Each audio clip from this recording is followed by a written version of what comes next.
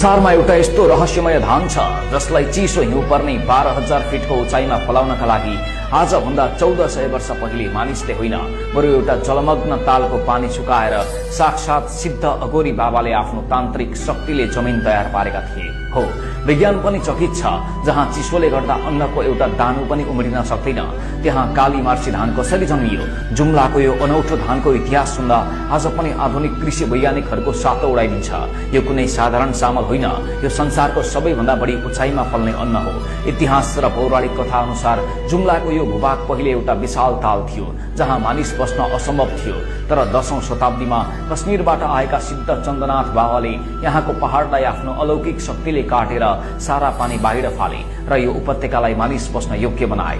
अचम्मको कुरा त के छ भने बाबा चन्द्रनाथले तपस्या गरेर भुइँबाट एउटा यस्तो बिउ निकाले जसलाई आज हामी काली मार्सी भन्छौं। यो धानलाई रोप्न र काट्नका लागि 1400 वर्ष पहिले नै तिथि र मिति तोकिएको थियो, जसलाई आजका मानिसहरूले थोरै मात्र यताउता गरे भने यो धान खेतमै कुहिएर खरानी हुन्छ भनिन्छ।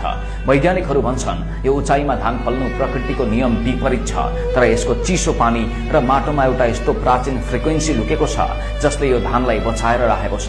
जब तपाईँ जुम्लाको यो मार्सी धानको खेतमा छेउमा पुग्नुहुन्छ त्यहाँ बहने हावामा एउटा छुट्टै तेज महसुस हुन्छ। स्थानीय मानिसहरू भन्छन् कि चन्द्रनाथ बाबाको साक्षात शक्ति आज पनि त्यो माटोमा जीवित छ। जसले यो चामलको भात खान्छ उसको शरीरभित्र लुकेका पुराना रोग र कमजोरीहरू एकैछिनमा भस्म हुन्छन् र शरीरमा एउटा नयाँ ऊर्जा भइन्छ।